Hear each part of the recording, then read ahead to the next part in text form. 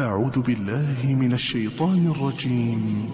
بسم الله الرحمن الرحيم.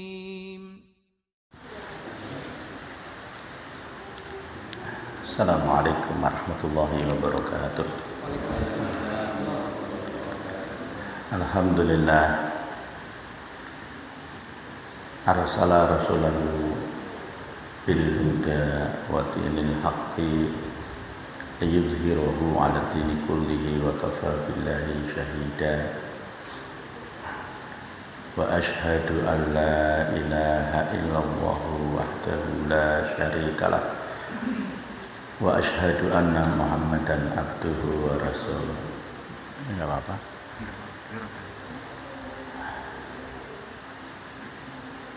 Allahumma salli wa sallim wa barik ala Muhammadin wa ala alihi wa ashabihi wa man tabi'ahum bi ihsanin ila yaumiddin. Amma ba'd. Para bapak, sahabat, para ibu, sederek-sederek kaum muslimin, asyhadakumullahu jami'ah. Mugi-mugi kula panjenengan sami tansah pikantuk hidayah taufik saking ngarsa dalem Allah Subhanahu wa taala. Shalawat salam mugi tansah Allah paringaken dumateng qudwah saha uswah hasanah kula panjenengan sami Nabiullah Nabi Muhammad sallallahu alaihi wasallam. Bapak Ibu, sederek-sederek jamaah pengawasan rahimani wa rahimakumullah. Alhamdulillahirabbil alamin.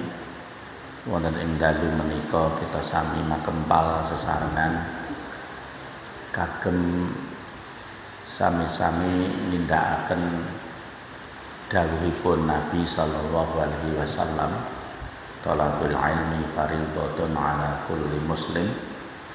Pados ilmu menika hukumipun wajib tumrapipun seorang muslim. Ilmu adalah nur. Ilmu menika cahaya menerangi kehidupan kula panjenengan sami di dunia dan nanti manfaatnya juga di akhirat. Bagi orang yang mengamalkan ilmunya, tentu Allah Subhanahu wa taala akan memberikan balasan dengan surganya.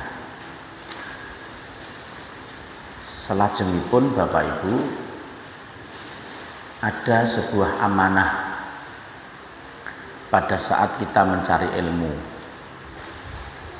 bahwa ilmu itu diamalkan.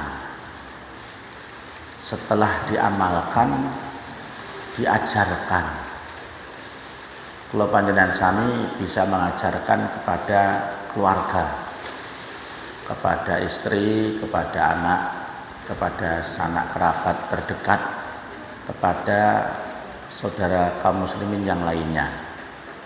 Nah, disitulah harus kita ingat. Di saat kula panjenengan sami mencari ilmu dan kemudian disebarkan ilmu kepada yang lain, jangan seperti lilin. Pirsa lilin gitu. Lilin itu menerangi sekitarnya tetapi membakar dirinya sendiri. Membakar dirinya sendiri.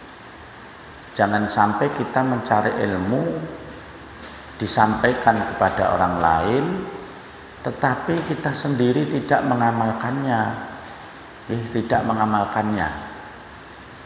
Lebih parah lagi, kita cari ilmu, kita sampaikan kepada orang lain, kita sendiri yang melanggar laranganipun Allah. Ini seperti sebuah lilin saja, menerangi sekitar tetapi akan membakar dirinya sendiri.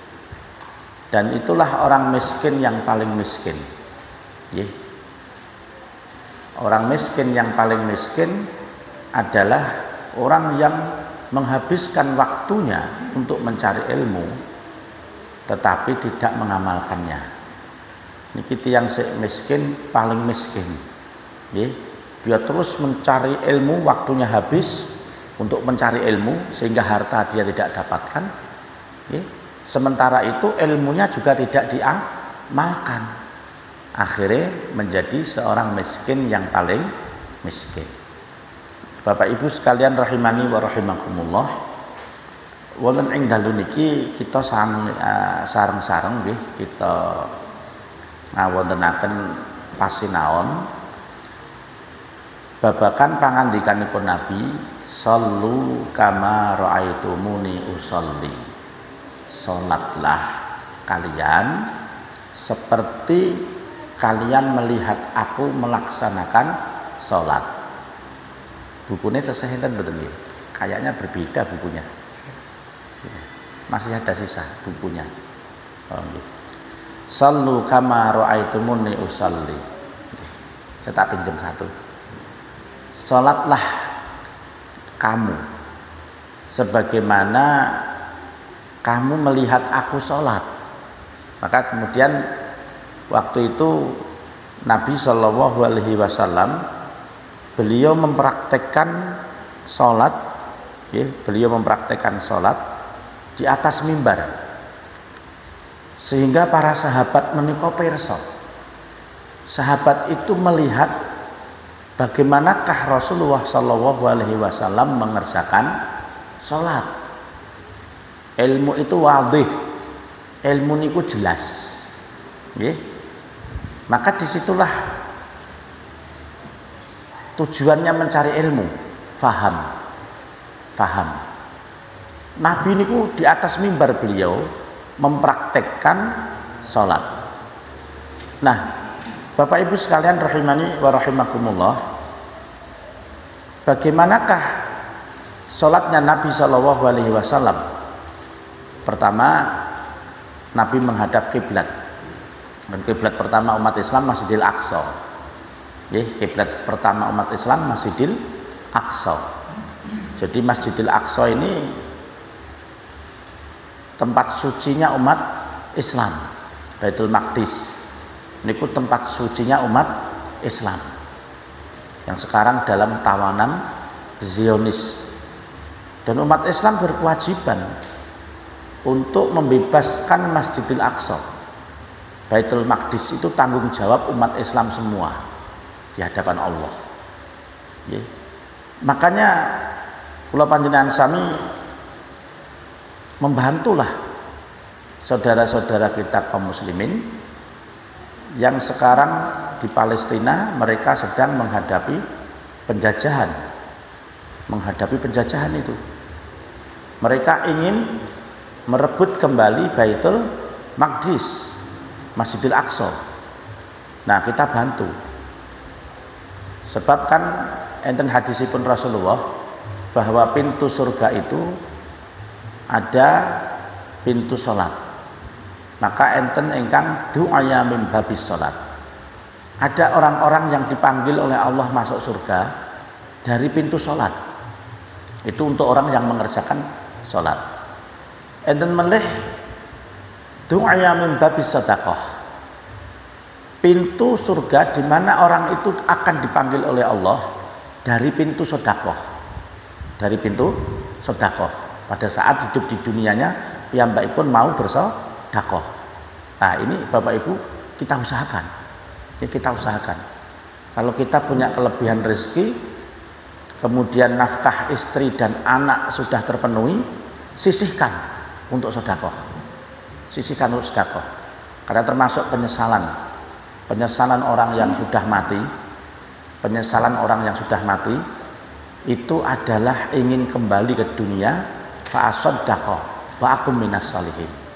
Kami ingin sedekah ya Allah, dan kami ingin termasuk menjadi hamba-Mu yang soleh. Idza jaa ahadukumul maut, apabila telah datang kepada kamu salah seorang di antara kamu itu al-maut, kematian, maka orang-orang yang mati itu mengatakan, meminta kepada Allah kembali ke dunia, fa asaddaqa wa akum minas salihin. Ya Allah, saya pengen kembali ke dunia untuk sedekah. Karena memang nanti di akhirat ada pintu surga yang namanya pintu sedekah. Nggih. Seperti hadis Nabi sallallahu alaihi wasallam, dakhala rajulun al jannah. Ada seorang laki-laki masuk surga. Ada seorang laki-laki masuk surga, dimasukkan surga dia sama Allah. Fara'a ala babiha maktuban as-sadaqatu bi asyri amsalihha. Laki-laki itu melihat pintu surga bertuliskan as-sadaqatu bi asyri amsalihha. Pintu sedekah itu. Sedekah itu dilipatkan 10 kali lipat kebaikan. Makanya pramila saking menika Bapak Ibu sekalian, sedekah yang paling bagus itu sedekah jariyah. Nggih, sedekah yang pahalanya bisa terus mengalir. Contohnya adalah sedekah membangun masjid. Ya, sedekah membangun masjid ini luar biasa. Yang Nabi secara khusus beliau mengatakan man bana masjidan yabtaghi bihi wajhallah bunyalahu baitan fil jannah. Barang siapa yang membangun masjid mengharapkan ridha Allah, maka dia akan dibangunkan oleh Allah istana di surga. Istana di surga. Masya Allah, pahalanya besar. Yang bangun masjid niku kan untuk sholat. Nggih, untuk sholat. Sekarang kita bisa hitung pahalanya. Kalau satu hari ada 10 orang sajalah, setiap sholat 5 waktu, 10 orang sholat berjamaah, 10 orang, berarti pahalanya 270 derajat. Bagi orang yang bangun masjid mendapatkan 270 derajat 1 kali sholat dilaksanakan. 5 kali sholat ditambah ba'diyah atau qobliyah, gampangnya hitungane 300, maka 1500 tiap hari. Kalau itu yang sholat 10 orang. Nggih. Kalau pas Ramadan berapa orang? Sebab biasanya paling ramai kan pas Ramadan. Ya, masjid penuh pas bulan Ramadan. Maka kesempatan ini jangan disia-siakan. Kalau ada yang bangun masjid, kita berusaha untuk ikut. Misal urun semen 1 sak kan 54.000 atau 40.000 sekian, tambah nggih sekian, 40.000 sekian, 49, 48.000 semen 1 sak. Masjid tersebut dibangun, maka orang yang bangun masjid itu pahalanya terus dia mengalir, ya, terus mengalir. Nggak bisa bangun masjid, ada lagi, nopo, mengalirkan air. Antut ilmu ta'am wa saqil ma. Tatkala Nabi ditanya sedekah yang paling afdol, sedekah yang paling bagus, sedekah yang paling baik, Nabi mengatakan kamu memberi makan. Ini kesempatan, ya. Kaum muslimin yang di Palestina darurat, mereka butuh makan. Ya, butuh makan mereka. Makanya yang donasi Palestina kita ikut. Ya. Dan ini kesempatan bagi kita untuk dipanggil oleh Allah dari pintu jihad nanti di Yaumul Qiyamah. Yang kita nggak ikut jihad. Mereka yang berperang di jalan Allah. Kaum muslimin yang di sana mempertahankan dirinya, mempertahankan tanah airnya, mempertahankan Masjidil Aqsa. Mereka berperang di jalan Allah. Kita membantu mereka.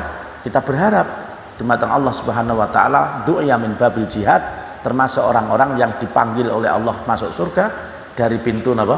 Pintu jihad. Oke. Nah, ada juga du'a min babis siyam, dipanggil sama Allah. Surga melalui pintu siyam, pintu puasa. Yuqalu lahu ar-rayyan, yang disebut pintu tersebut adalah pintu ar-rayyan. Jadi kesempatan itu banyak untuk masuk surga.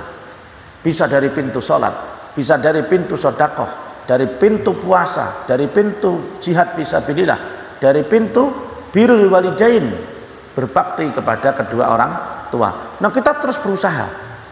Kita cari semua pintu tersebut. Nggih, kita ikhtiari pada waktu hidup di dunia. Nah, Bapak Ibu sekalian rahimani wa rahimakumullah yang dipun muliakan Allah Subhanahu wa taala. Nggih. Jadi pertama, orang salat niku menghadap kiblat seluruh badannya, nggih, seluruh badannya. Nah, bagaimana tentang masalah kiblat ini? Para ulama ada 2 pendapat. Ada wajhul qiblah, ada ainul qiblah. Nggih. Ada yang penting menghadap ke barat. Kalau orang Indonesia, pokoknya kita menghadap ke arah Ka'bah, itulah kiblat. Berarti kalau orang Indonesia dia menghadap ke arah barat, karena kita posisi di timur Ka'bah, itu sudah menghadap kiblat. Tidak usah dengan berselisih, miring ngalor titik, apa miring ngidul titik, apa lurus, gitu. Nggih. Ini kalau kita wajhul kiblah, menghadap kiblat, karena kita ini berada di posisi timur Ka'bah, berarti asal menghadap ke barat itu sudah kiblat. Ada yang ainul kiblah yang harus kenceng sama kiblat, kenceng sama Ka'bah, berarti ini harus ikhtiar. Pakai apa? Pakai apa nih ya? Pakai apa? Kompas. Masjidnya dikompas dhisik. Masjidnya dikompas dhisik. Delalae tiba iki kurang menceng ngalor itu. Ya. Atau kurang menceng kidul. Ada masjid yang akhirnya digaris-garis. Nggih, softnya itu. Padahal masjidnya sudah menghadap ke sini lurus, digaris-garis gini. Wah, ada malah yang garisnya ternyata malah begini gitu. Biasanya pada begini, ini malah begini. Oh, karena dia ingin benar-benar mengarah kepada Ka'bah. Bagaimana kalau masjidnya sudah jadi? Apakah kemudian digempur, kemudian dimencengke? Ya enggak usah. Nggih. Kita harus mempertimbangkan maslahat dan madharat. Masjid ini dibangun oleh umat. Mereka sudah wakaf, sudah berwujud sebuah bangunan. Mereka berharap menjadi sedekah jariah buat mereka. Jangan masjidnya digempur, kemudian diencengke bener, diulangi dari nol. Wah, harta umat Islam bisa untuk yang lainnya. Bisa dipahami nggih? Nah, berarti kita panjenengan sami bisa mengambil pendapat yang penting kita itu menghadap kiblat karena posisi kita di timur Ka'bah, maka asal kita menghadap ke barat berarti itu sudah menghadap kemana? Kiblat. Bapak Ibu sekalian, kecuali kalau kita berada di hutan, nggih, berada di dalam perjalanan di lautan, atau kita di atas pesawat, tidak ada petunjuk tentang arah kiblat, tidak ada kompas, maka semua arah di mana kita menghadapkan diri kita kepada Allah, itulah yang dinamakan kiblat dalam kondisi darurat. Paham ya? Bisa dipahami ya? Nah, kemudian Bapak Ibu sekalian, ya, ini syarat sah sholat kan menghadap kiblat yang pertama. Yang kedua, ya, pilih kita dalam berniat, aniyah fil qalbi. Nah, ini perlu kita pahamkan dulu ya. Aniyah fil qalbi, niat itu di dalam hati, laisa fit talafut, bukan dalam lisan. Ya, bukan dalam lisan. Kita berniat sholat itu sudah terwakili semenjak kita sami saking dalem. Bapak Ibu mendengar suara adzan maghrib misalnya, terus Bapak Ibu ini terpanggil untuk wudhu, mempersiapkan diri wudhu dengan satu maksud, saya akan melaksanakan sholat maghrib. Maka yang dinamakan dengan niat itu al-maksud, niat ki maksud, kerentek, karep. Niat itu al-gharadu, semangatnya, motivasinya. Ini motivasinya mau mengerjakan apa sih? Itulah yang dinamakan niat. Jenengan itu punya karep apa? Itulah yang dinamakan niat. Misalnya seorang pemuda, dia datang ke rumah seorang wanita yang solihah, terus dia melamar wanita tersebut, berarti dia pengen punya maksud, gadah niat ingin menikahi wanita itu. Itulah yang dinamakan dengan apa? Niat. Jadi niat itu perkara hati, keinginan melakukan sesuatu, maksud dari sebuah pekerjaan, motivasi, dorongan, itu yang dipun wastani an-niyah. Nggih, niat. Beda dengan talbiyah. Nggih. Kalau kita bertalbiyah umroh, atau bertalbiyah haji di saat kita itu pakai ihram, maka ini disebutkan labbaik Allahumma umratan la riyaan wala sum'atan. Ini kini dia itu pengennya umroh, berarti saya ihram ini ihram untuk umroh. Ngaten. Kalau dia ihramnya itu untuk haji, maka dia mengatakan labbaik Allahumma hajjan, la riyaan wala sum'atan. Aku penuhi panggilanmu ya Allah untuk melaksanakan umroh la riyaan, tanpa ada riya, pamer, wa sum'atan, ora pengen di napa sum'ah, di krungu wong liya, gak ingin dipamerno. Maksudnya ikhlas lillahi ta'ala. Paham nggih? Itu kalau kita pada waktu umrah, pada waktu napa? Haji. Nggih.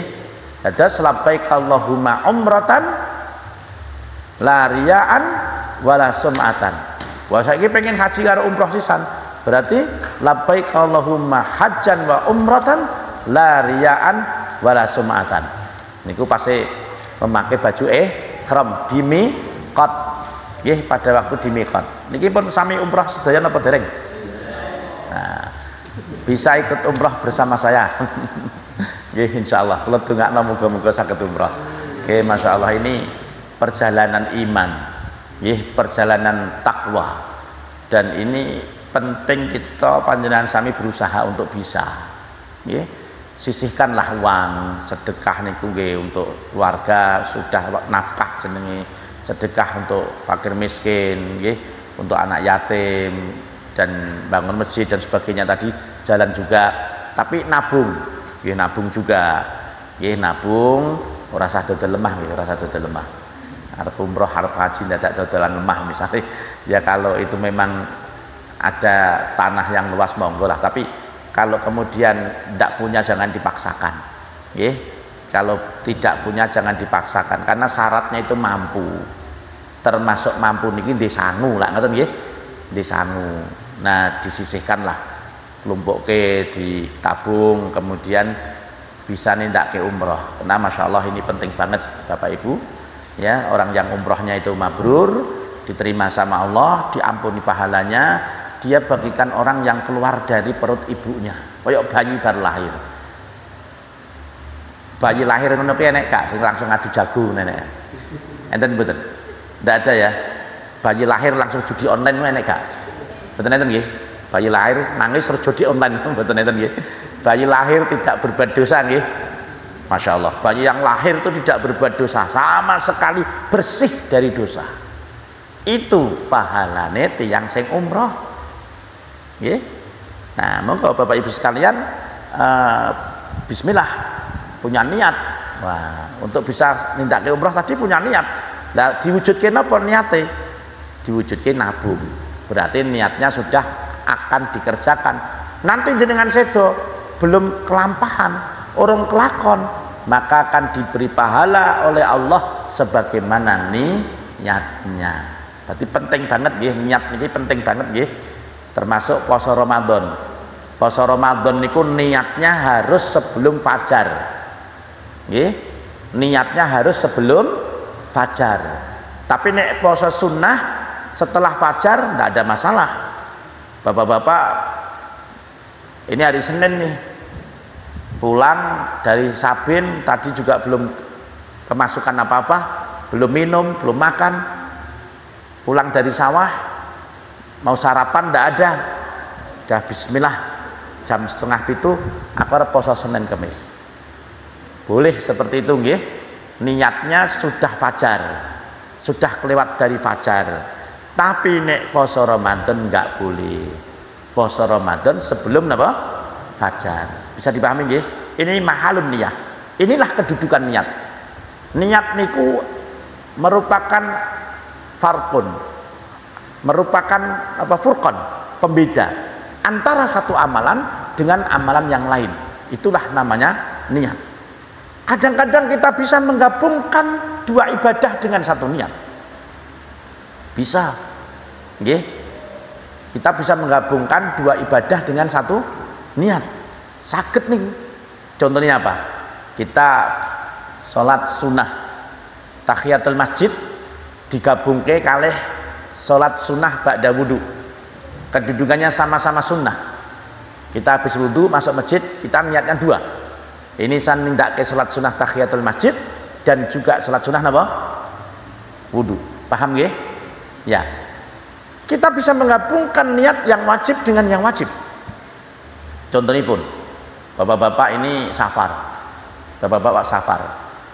Kemudian mampir ke sebuah masjid. Mampir masjid tersebut, masjidnya sholat asar. Imamnya Allahu Akbar, sholat asar dia. Piyambake sholat asar. Nggih. Sementara jenengan safar. Tadi belum sholat duhur. Berarti jenengan menjamak, menggabung antara duhur dengan asar. Jenengan Allahu Akbar, niatnya jamak dengan asar, dan saya kerjakan duhur menyelisih imam. Imamnya napa? Imamnya napa? Asar. Jenengan napa? Duhur. Hal seperti ini boleh. Dua-duanya salat wajib.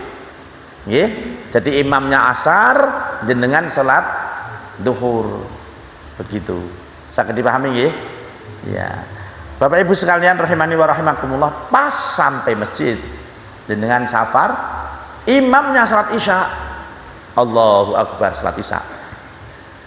Jenengan Allahu Akbar, salat maghrib. Nggih. Imamnya salat isya, jamaahnya salat maghrib. Pas waktu imamnya nanti menuju 4 rakaat, jenengan duduk. Kan maghrib berapa rakaat? 3. Nggih. Nek jenengan melu imam ora enak maghrib kok 4 rakaat. Jenengan berhenti, jenengan tahiyat akhir salam, nanti qomat, jenengan salat isya, isyanya dikosor karena jenengan safar. Saged dipahami nggih? Nah, inilah mahalun niyah. Inilah kedudukan niat. Niat itu untuk mencapai sebuah tujuan. Niku jenenge niat. Ya. Makanya niat yang paling besar, niat yang paling mulia, hanya satu niat. Napa? Niat pengen mlebu surga. Wis nek gak ndek niat ya wis. Nggih. Ora niat mlebu surga ngono kuwi ya wis. Kancane salat ya ora salat. Nggih, kancane Jumatan malah leren. Saya itu pernah mendapatkan nuwun sewu nggih, tukang-tukang batu niku kan dia saya ketahui, dia juga muslim nggih. Saya kenal nggih karena kenal saya. Nggih, kebetulan juga napa nggih tangga lah itu kenal lah.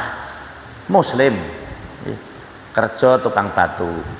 Nah, kemudian saya salat jamaah di masjid yang di sekat situ, tukang-tukangnya do kerja teng mriku. Saya tahu mereka kerja di situlah. Saya mangkat salat Jumatan. Kemudian saya pulang ke tempat lokasi kerja. Loh, tukang-tukang do turu coba. Ya Allah. Jadi kita Jumatan, tukang-tukang niki malah turu. Padahal muslim. Coba ya wong randhe niat mlebu surga ngene iki lah. Nggih. Ini gambarane wong randhe niat mlebu surga ngene iki. Jumatan padahal masyaallah. Ya. Nah, ini berarti ya hariannya nggak pernah sholat ini. Ya, hariannya nggak pernah sholat ini. Wong sholat Jumatan dikalahke karo turu. Ya. Cobi. Indah capek dunia, akan capek lagi di akhirat kalau seperti ini. Waliyatubillah. Nah, Bapak Ibu sekalian, syarat sahnya sholat yang karena ini termasuk rukun, tadi pertama menghadap kiblat ya, ini jadi syarat sah sholat. Terus syarat sah sholat berikutnya, syarat pun sah sholat berikutnya, takbiratul ihram, yaitu mengucapkan takbir, ya, sambil mengangkat tangan. Nah, ini ada dua nanti ya. Ada dua versi tentang mengangkat tangan tersebut. Niku jenengan sami saged lihat tuh halaman 9 nggih. Bapak Ibu sakit mirsani di halaman 9 nggih.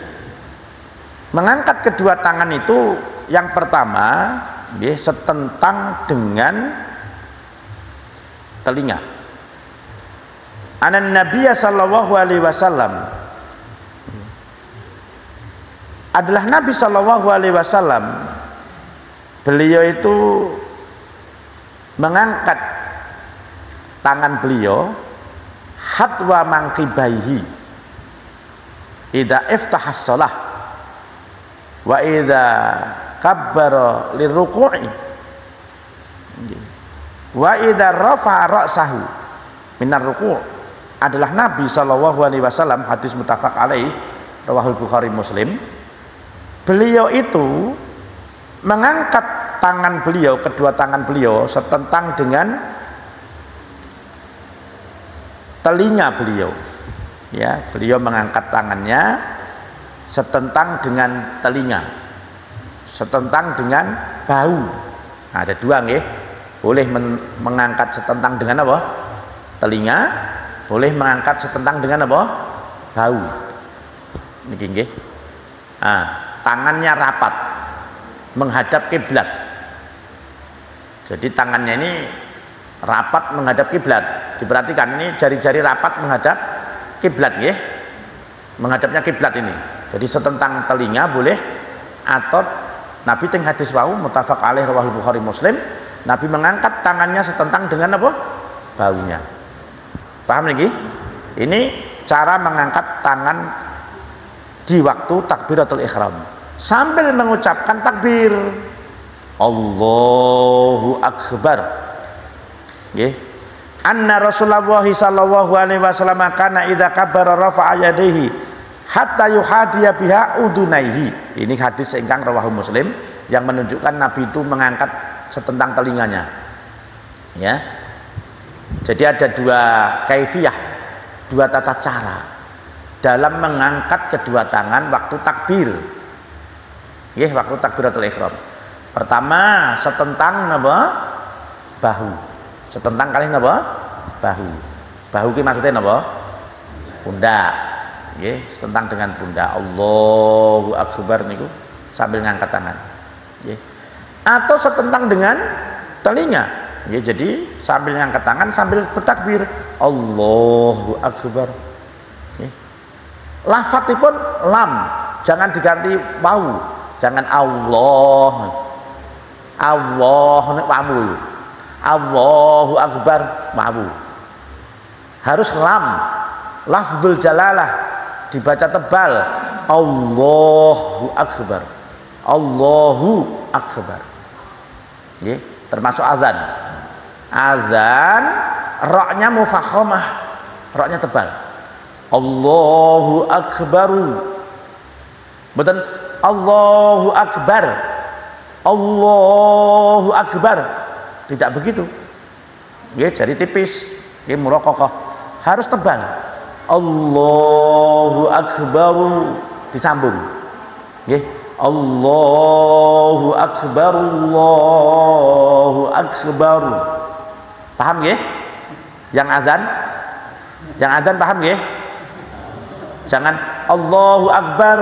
Allahu akbar. Nah, itu tipis. Roknya tebel. Disambung. Allahu akbar. Allahu akbar. Roknya disambung. Ru. Perhatikan. Allahu akbar. Allahu akbar. Roknya ru. Paham nggih? Pun saged dipun pahami? Saged pahami nggih? Mboten Allahu akbar. Allahu akbar. Mboten lho. Roknya tipis tadi. Apalagi diseret. Allahu akbar. Allahu akbar. Tidak. Allahu akbar. Allahu akbar. Barnya pendek. Nggih? Paham nggih? Nah, jangan mempercantik lantunan tetapi bacaannya menjadi apa? Kelintu. Nggih? Nah, ini kathah niku masjid-masjid yang begitu. Allahu Akbar. Allahu Akbar. Karo getak ngono ae. Nggih. Bapak Ibu sekalian, boleh melantunkan adzan dengan merdu, boleh. Melantunkan adzan dengan merdu, tapi jangan kemudian merubah arti. Sakit dipahami nggih? Contohnya niku, hayya 'alas shalah itu tebel.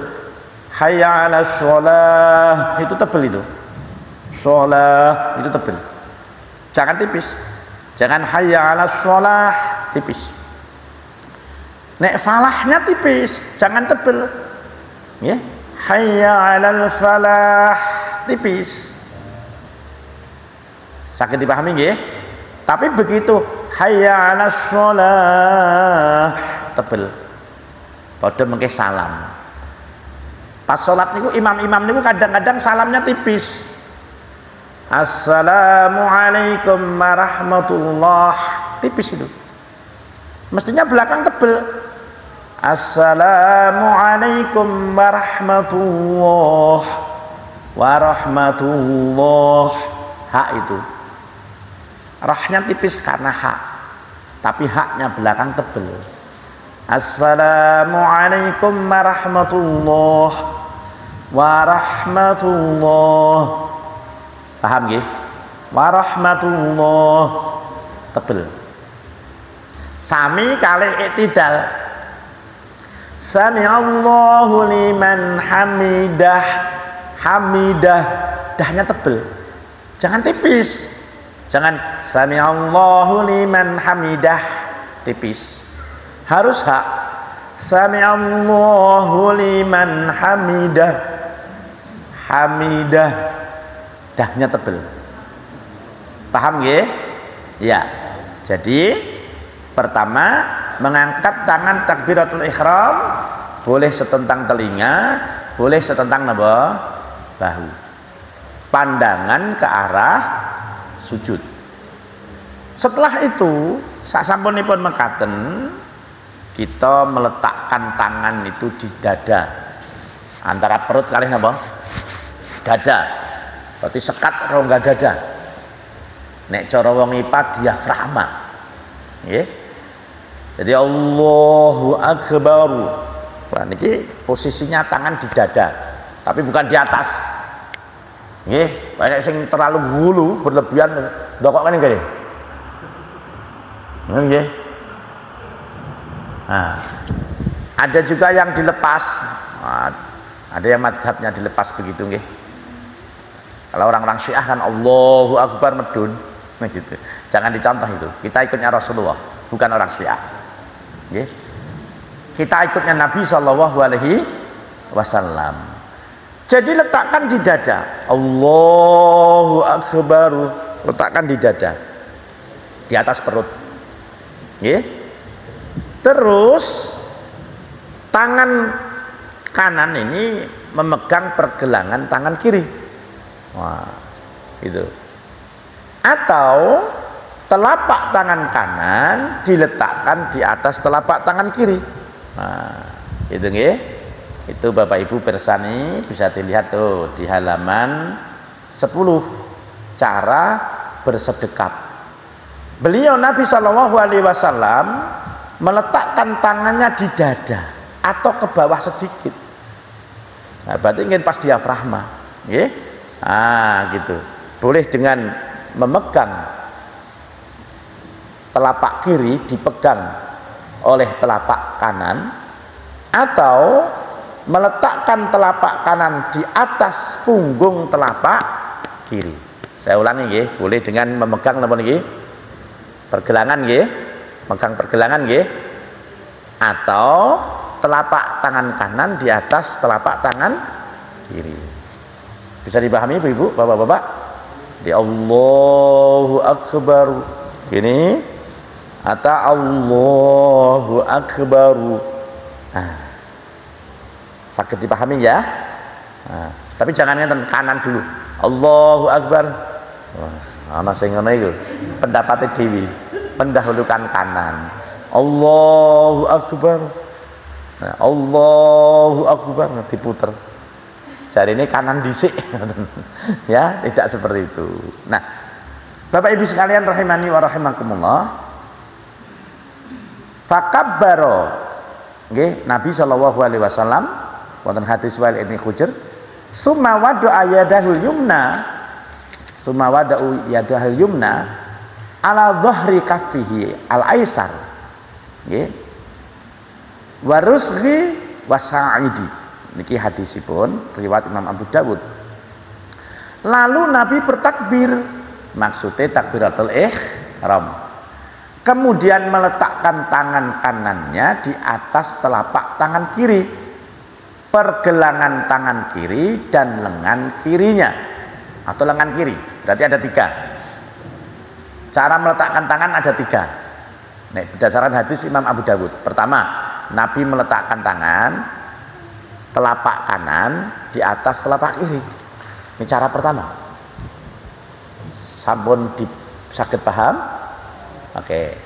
Nomor kali pergelangan tangan dipegang oleh telapak kiri. Telapak kanan. Telapak kanan memegang pergelangan tangan kiri. Sakit paham nggih? Yang dipegang apanya? Pergelangannya. Atau meletakkan tangan kanan, telapak tangan kanan pada lengan tangan kiri, berarti begini. Nah, paham nggih? Niki nggih. Di lengan nggih. Nah, tuh berarti nggak ada yang gini, nggak ada. Itu sing Allahu Akbar. Itu nggih. Enggak nggih, niki disikep tangannya nyikep. Tadi keterangan hadis Imam Abu Dawud 3. Pertama, diletakkan telapak tangan kanan di atas telapak tangan kiri. Yang kedua, memegang pergelangan tangan kiri. Yang ketiga, telapak tangan kanan ditaruh di atas lengan tangan kiri. Sampun paham nggih? Ya, berikutnya membaca doa istiftah. Boleh istiftah istilahnya, boleh iftitah. Perhatikan nggih. Nabi selalu mengarahkan pandangan mata ke tempat sujud. Dan Nabi meletakkan kedua tangan di atas dada. Maksudnya dada, mundodo. Karena yada'uhuma ala sadrihi. Nabi meletakkan tangan waktu takbiratul ihram sedekap di dada. Tidak di perut, tidak di pusar. Tidak di pusar, tidak di perut, tapi di dada, ala sadri, dada. Nggih.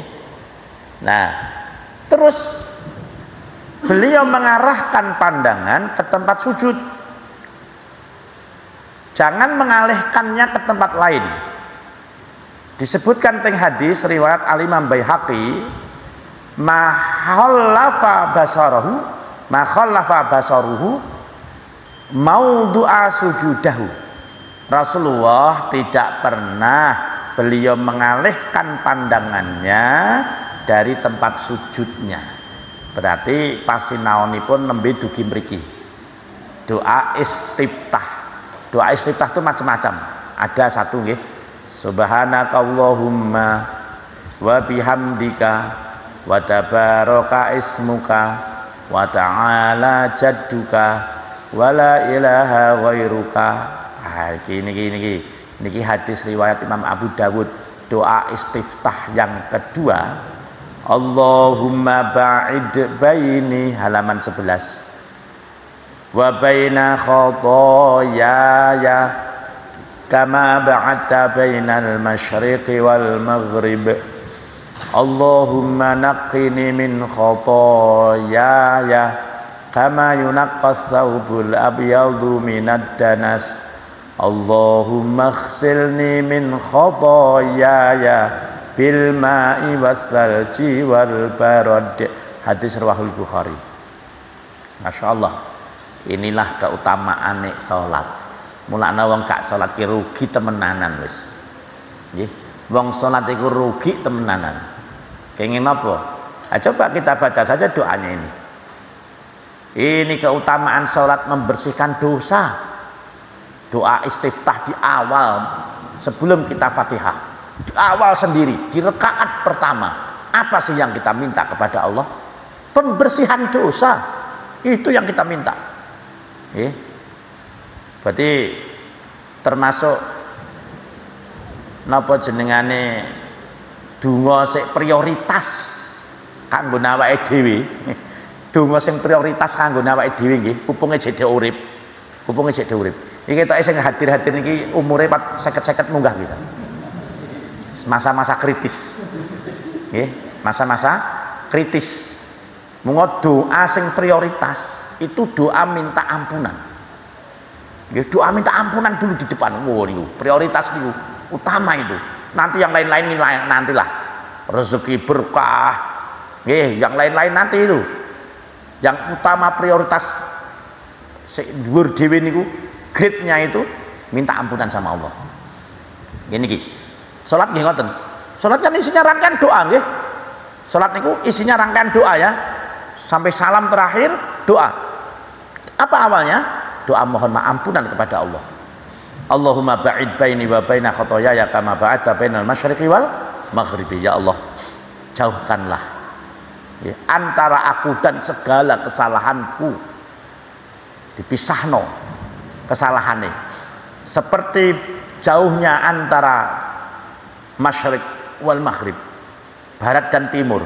Nek basane wong Ipak kutub utara karo kutub selatan. Waduh iku. Nggih, waduh iku.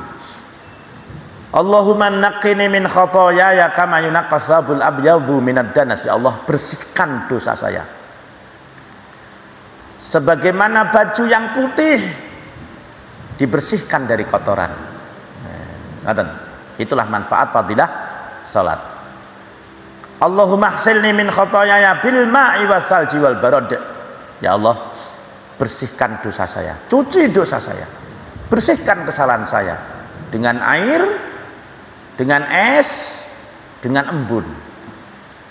Jadi kita benar-benar minta kepada Allah supaya dosa kita ini bersih sebelum kita menghadap kepada Allah.